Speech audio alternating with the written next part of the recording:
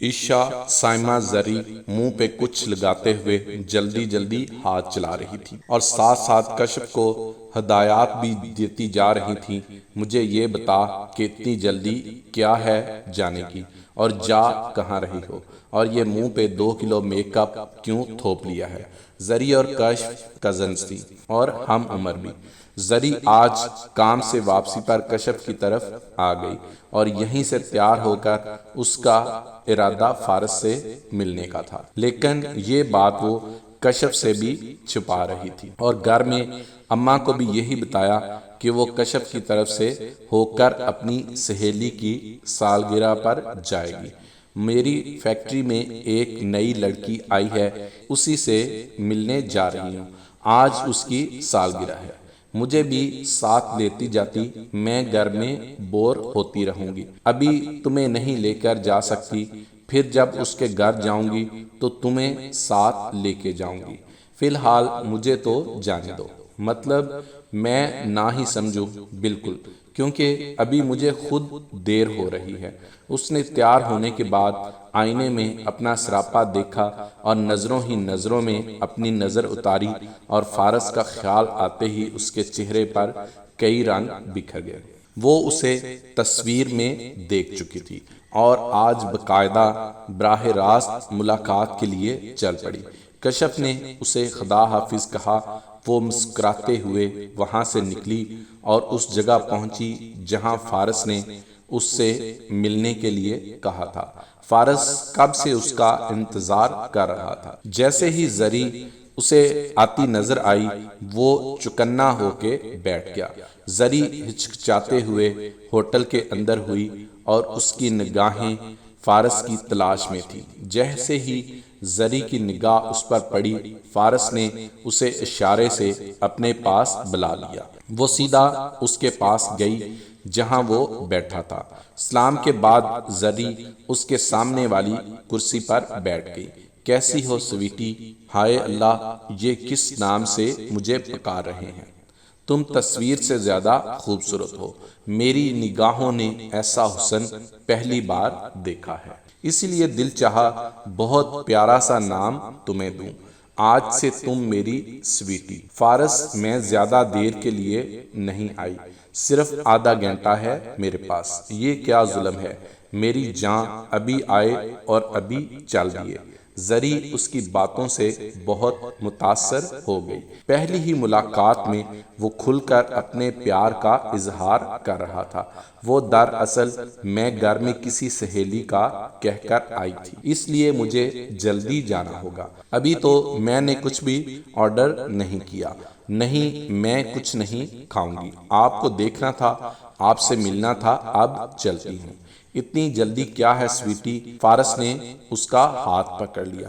Please فارس، ایسے نہ کریں، کسی جاننے والے نے دیکھ لیا تو میں ماری جاؤں گی۔ کچھ نہیں ہوتا، اب آ ہی گئی ہو تو کچھ کھا کر جاؤ۔ ٹھہرو، میں چائے منگواتا ہوں، تمہیں چائے بہت پسند ہے نا؟ فارس، رہنے دیں، ایسے کیسے رہنے دوں؟ بیٹھو، آئے ہو ابھی، بیٹھو تو صحیح، جانے کی باتیں جانے دو۔ فارس کی اس بات پر زری مسکرا کر بولی، بہت ہی شاعرانہ طبیعت ہے آپ کی، تمہارے حسن نے شاعرانہ بنا دیا ہے، ورنہ ہم کہاں اور شاعری کہاں۔ اتنے میں کچھ لوازمات کے ساتھ چائے آ گئی۔ چائے پیو، باتیں ساتھ ساتھ جاری رہیں گی۔ زری، میں تمہیں کھونا نہیں چاہتا، میں بھی کسی صورت آپ سے جدا نہیں رہ سکوں گی۔ یہ تو بتاؤ میں تمہیں کیسا لگا ہوں؟ بہت اچھے، بہت پیارے، دل رکھنے کے لیے تو نہیں کہہ رہی؟ نہیں، سچ میں آپ بہت پیارے ہیں، ہماری جوڑی بہت پیاری لگے گی، فارس نے زری کی طرف دیکھتے ہوئے کہا، اور پھر یادگار کے طور پر ایک تصویر دونوں نے اپنے اپنے موبائل فون پر لی۔ زری نے فارس سے کہا، اب چلنا چاہیے، بہت دیر ہو جائے گی۔ دونوں مستقبل کے خواب سجائے وہاں سے رخصت ہوئے۔ مغرب سے کچھ دیر پہلے زری گھر پہنچی۔ امی نے بہت شور مچایا، اتنی دیر لگاتا ہے کوئی؟ تمہیں پتا تو ہے تمہارے بھائی تمہارا دیر سے آنا پسند نہیں کرتے۔ اماں بتا کے گئی تھی، پھر بھی وہی ہنگامہ۔ شکر کرو وہ ابھی تک کام سے واپس نہیں آئے۔ تم جاؤ اور جلدی سے یہ زرق برق کپڑے بدلو۔ اماں انہیں زرق برق کپڑے کہا جاتا ہے کیا؟ سادہ سے ہی ہیں۔ اچھا اچھا، زیادہ بحث نہ کرو اور فوراً اپنے اصلی حلیے میں واپس آ جاؤ۔ زری جلدی سے کپڑے بدل کر گھر کے کام میں ماں کا ہاتھ بٹانے لگی۔ کچھ ہی دیر میں اس کے والد اور بھائی کام سے واپس آ گئے۔ اب اس نے سب کو کھانا پیش کیا۔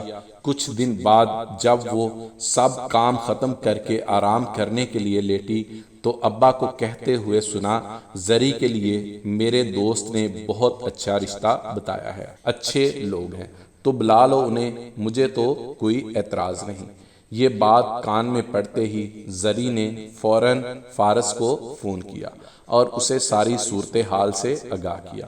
فارس نے اسے تسلی دی اور یہ یقین دلایا کہ وہ اسی سے شادی کرے گا، کیونکہ اس نے تو گھر بات بھی کر لی ہے کہ میں زری کے علاوہ کسی سے شادی نہیں کروں گا۔ زری کے دل کو تسلی ہو گئی کہ فارس اس کے ساتھ ہے۔ جب سے وہ رشتے والے اسے دیکھ کے گئے وہ مسلسل اذیت اور پریشانی سے گزر رہی تھی۔ آج اچانک وہ بھی حلیمہ کی طرف گئی تو انہوں نے اسے بتایا کہ ایک پیر صاحب ہیں یہاں، وہ ہر قسم کی مشکل کے لیے تعویذ دیتے ہیں۔ تمہاری شادی بھی نہیں ہو رہی، 25 سال کی ہو گئی ہو، میری مانو ایک چکر ان کی طرف لگا لو، بہت ہی پہنچے ہوئے بزرگ ہیں، مہینوں میں نہیں ہفتوں میں کام ہو جاتا ہے۔ نہیں چچی، اللہ سب ٹھیک کر دے گا، میں تو تمہارے بھلے کے لیے کہہ رہی تھی۔ تمہاری ماں ہر وقت تمہارے لیے پریشان رہتی ہے، تمہارے فرض سے جلد سبکدوش ہونا چاہتی ہے۔ عمر گزر جائے تو اچھا رشتہ ملنا مشکل ہے۔ زری نے باتوں باتوں میں اس پیر صاحب کا پتہ لے لیا، لیکن چچی پر یہی ظاہر کیا کہ وہ ایسے ویسے لوگوں کے پاس نہیں جائے گی۔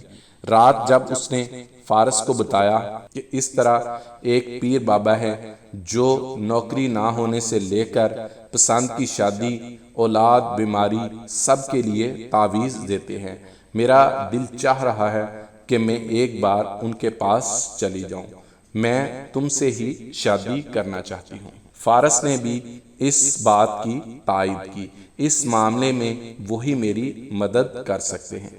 کشف سے کچھ کہا، وہ تو سب کو بتا دے گی۔ اس نے فیصلہ کر لیا اور فیکٹری سے 1 ہفتے کی چھٹی لے لی۔ اماں نے اس سے پوچھا، کیا بات ہے، فیکٹری نہیں جانا کیا؟ نہیں اماں، میری طبیعت ٹھیک نہیں، اسی لیے کچھ دن گھر میں گزاروں گی۔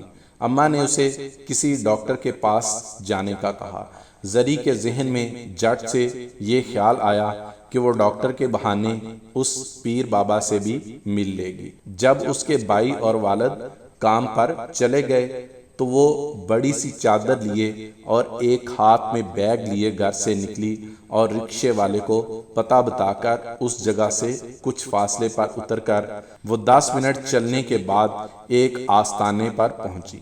زری نے چادر سے اپنا آدھا چہرہ چھپایا ہوا تھا۔ اندر داخل ہو کر اس نے صحن میں بیٹھے کسی بندے سے پیر بابا کا پوچھا۔ اس نے ہاتھ کے اشارے سے ایک کٹیا کی طرف اشارہ کیا جو صحن کے ایک طرف بنی ہوئی تھی۔ زری ہولے ہولے قدم اٹھاتی ہوئی اس طرف گئی۔ وہاں اور بھی بہت سی خواتین موجود تھیں۔ زری کو کسی نے بتایا، پہلے جا کے وہ سامنے بیٹھے آدمی سے ٹوکن لے لو، اس کے بعد تمہاری باری آئے گی۔ زری اٹھ کر اس عجیب و غریب حلیے والے آدمی کے پاس گئی۔ وہ زری کو بغور دیکھ رہا تھا۔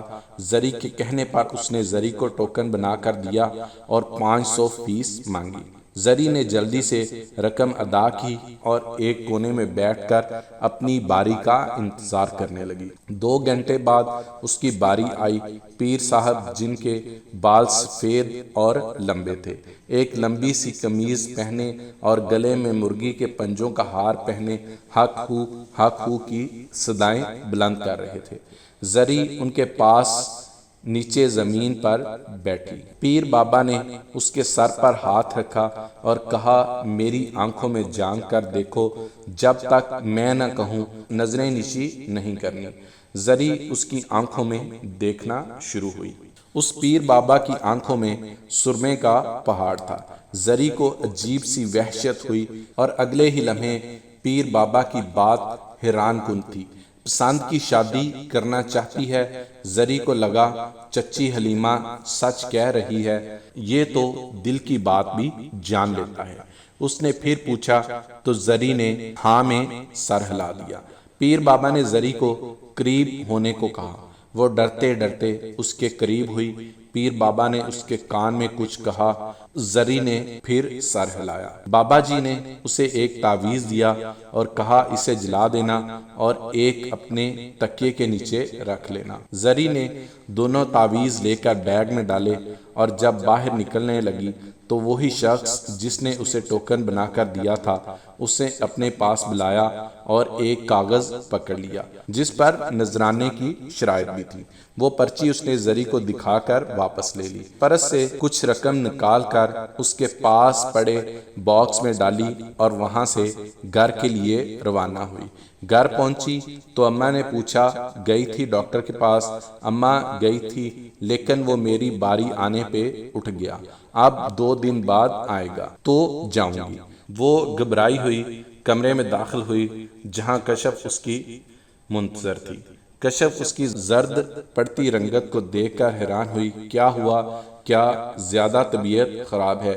کچھ ایسا ہی ہے۔ دوائی لائی کہ نہیں؟ ڈاکٹر نہیں ملی؟ میری باری آنے پر اسے کوئی ایمرجنسی آئی تو وہ اٹھ کر چلی گئی، کچھ دن بعد دوبارہ جاؤں گی۔ اگر کہتی ہو تو کل ہی میں کسی اور ہسپتال لے جاتی ہوں۔ نہیں، میں خود چلی جاؤں گی، تم مجھے ہسپتال کا بتا دینا۔ زری نے کچھ سوچ کر کہا۔ پھر کشف کافی دیر اس سے باتیں کرتی رہی۔ دونوں نے رات کا کھانا بھی اکٹھے کھایا۔ پھر وہ چاچا چاچی سے اجازت لے کر گھر روانہ ہو گئی۔ زری نے اس کے جانے پر شکر ادا کیا۔ وہ عجیب سوال کر رہی تھی، شکر ہے اسے شک نہیں ہوا۔ رات جب سب سو گئے تو زری نے ایک تعویذ جلایا اور دوسرا اپنے تکیے میں سی دیا۔ اس کے بعد فارس سے بات کی اور اسے ساری صورتحال سے آگاہ کیا۔ وہ کہنے لگا دیکھنا اب سب ٹھیک ہو جائے گا، اب ہمیں ایک ہونے سے کوئی نہیں روک سکتا۔ 2 دن بعد آدھی رات کو 2 بجے کے قریب زری اپنے فون پر لگائے الارم پر جاگی۔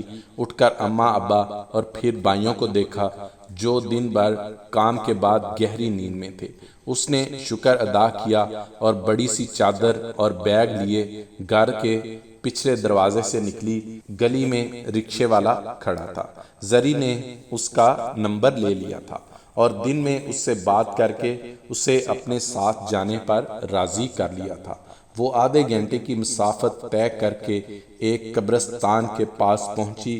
رکشہ ڈرائیور اس سے پوچھنے لگا باجی کیا ماجرا ہے؟ اتنی رات کو یہاں کیوں آئی ہو؟ اور وہ مرد ہو کر ڈر رہا تھا، لیکن زری نے اسے زیادہ رقم کی آفر کی تو وہ چپ ہو گیا۔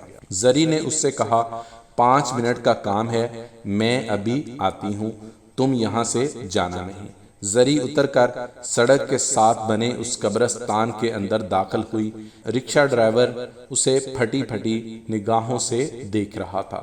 خوف سے اس کے پسینے چھوٹ رہے تھے لیکن اسے چپ رہنا تھا۔ زری تیزی سے کچھ قبروں کو پھیلانگتی ہوئی ایک ایسی قبر کے پاس رکی جو باقی قبروں سے اونچی تھی۔ اس نے فوراً اپنے بیگ میں سے ایک دیا نکال کر اس قبر پر رکھا اور انہی قدموں لوٹ آئی۔ رکشہ ڈرائیور تیار کھڑا تھا۔ زری بیٹھتے ہی بولی جلدی نکلو یہاں سے۔ وہ بیچارہ پہلے ہی خوف زدہ تھا۔ اسے اب زری پر بھی شک ہونے لگا کہ یہ کوئی چڑیل تو نہیں جو انسانی روپ میں آ گئی۔ اس نے رکشے کو بہت تیز رفتاری سے چلایا اور 20 منٹ میں زری کو گلی کے نکڑ پر اتارا اور زری نے اسے رقم ادا کی اور جلدی سے ادھر ادھر دیکھتے ہوئے گھر میں داخل ہو گئی اور کمرے میں آ کر بستر پر لیٹ گئی جیسے وہ کہیں گئی ہی نہیں۔ صبح ناشتے کے بعد جب سب مرد گھر سے چلے گئے تو اس نے اماں کو کسی سہیلی کی طرف جانے کا کہہ کر پھر اس پیر بابا کے آستانے جانے کا فیصلہ کیا۔ وہاں پہنچی تو آج معمول سے کم رش تھا۔ اس نے ٹوکن بنوایا اور پیر بابا کی کٹیا کی طرف چلی گئی۔ 2 خواتین کے بعد اس کی باری تھی۔ جیسے ہی وہ پیر بابا کے پاس بیٹھی، پیر بابا اس سے پوچھ رہا تھا رات والا عمل بھی کیا کہ نہیں۔ وہ ابھی کچھ بتانے ہی لگی تھی کہ اچانک سے کچھ لوگ بھاگتے ہوئے وہاں پہنچے۔ ان کے ہاتھ میں کیمرے تھے۔ زری چونکہ پیر بابا کے پاس ہی تھی، فوراً گھبرا کر اٹھی۔ میڈیا والوں نے سب خواتین کو ایک طرف ہونے کا کہا اور جو مرد حضرات وہاں بیٹھے تھے ان سے سوالات کا سلسلہ شروع کیا۔ پیر بابا اور اس کے چیلے کہہ رہے تھے تم جل کر راکھ ہو جاؤ گے اگر یہ ویڈیو بنائی۔ انہوں نے کہا ہم دیکھ لیں گے، پہلے تم اپنی فکر کرو کہ اب کیسے بچو گے۔ اینکر پرسن نے کچھ لوگوں سے پوچھا کہ آپ یہاں کیوں آتے ہیں؟ ان لوگوں نے بتایا ہم بیماری، ملازمت نہ ملنے، گھریلو جھگڑوں، ان مسائل کو لے کر ان کے پاس آتے ہیں اور یہ ہمیں تعویذ دیتے ہیں، تو کیا آپ کا کام ہو جاتا ہے؟ اینکر پرسن نے پوچھا بالکل ہو جاتا ہے جی ہمارا کام۔ اس کے عوض یہ آپ سے کس چیز کی ڈیمانڈ کرتے ہیں؟ مطلب نذرانہ کیا لیتے ہیں؟ کچھ لوگ رقم دیتے ہیں، کچھ کالی مرغی اور کچھ کالا بکرا۔ اب وہ خواتین کی طرف متوجہ ہوا جن میں زری بھی تھی۔ کچھ خواتین نے بتایا ہم تو گھر میں نا اتفاقی کو ختم کرنے کے لیے تعویذ لینے آئے ہیں، سنا ہے بہت اثر ہے ان کی بات میں اور ان کے تعویذوں میں۔ کچھ نے کہا اولاد نہیں ہو رہی اس لیے آئے ہیں۔ اب اینکر پرسن زری سے مخاطب ہوا آپ تو مجھے پڑھی لکھی لگتی ہیں اور عمر بھی زیادہ نہیں، آپ کو کس چیز نے یہاں آنے پر مجبور کیا؟ زری میڈیا والوں کو دیکھ کر گھبرا گئی کہ اب سب سامنے آ جائے گا، کہیں پسند کی شادی کا چکر تو نہیں؟ جی ایسی ہی بات ہے۔ آپ کتنے پیسے لٹا چکی ہیں؟ 10,000 سے زیادہ۔ اینکر پرسن نے اپنا سر پیٹ لیا۔ وہ لوگ جو ان پڑھ ہیں وہ تو ان کے جانسے میں آ ہی رہے ہیں، پڑھے لکھے اور باشعور لوگ بھی ان ٹھگوں کے ہاتھوں لٹ رہے ہیں۔ مجھے سمجھ نہیں آ رہی آپ پڑھی لکھی ہو کر ایسوں کے چنگل میں کیسے پھنس گئی؟ اور جب اس کے ایک چیلے کو پکڑ کر اس سے نام پوچھا تو اس کے فارس نام بتانے پر زری نے پھٹی نگاہوں سے اس کی طرف دیکھا۔ زری نے آگے بڑھ کر اس کے منہ پر تھپڑ لگایا دھوکے باز، تم بھی اس گروہ میں شامل ہو۔ اینکر پرسن کیا مطلب؟ یہی ہے جس سے میں شادی کرنا چاہتی تھی، اور جب میں نے اس جعلی پیر کی بات کی تو اس نے بھی اس کی تائید کی، یہ بھی خواتین کو گھیر کر یہاں لاتا رہا ہوگا۔ اینکر پرسن نے فارس سے پوچھا پہلے تو وہ انکار کرتا رہا، لیکن جب پولیس آئی تو اس نے بتایا کہ وہ کیسے خواتین کو جانسا دے کر ان کے محلے کی کسی بڑی خاتون کو ساتھ شامل کر کے بہت سے لوگوں کو اس آستانے کا بتاتا اور اپنا کمیشن وصول کرتا۔ اس کا مطلب ہے اس نے حلیمہ چچی کو بھی اس مقصد کے لیے استعمال کیا تھا، اور میں بیوقوف سمجھی کہ وہ مجھ سے محبت میں یہ سب کہہ رہی ہیں۔ اپنے محبوب کے اور اس جعلی پیر کے اس طرح بے نقاب ہونے سے زری بھی اپنے گھر والوں کے سامنے بے نقاب ہوئی، کیونکہ سب کاروائی کے پیچھے کشف کی ایک کال تھی جس نے اس مشہور اینکر پرسن کو اس جعلی پیر کے بارے میں بتایا کہ وہ کیسے لوگوں کو لوٹ رہا ہے۔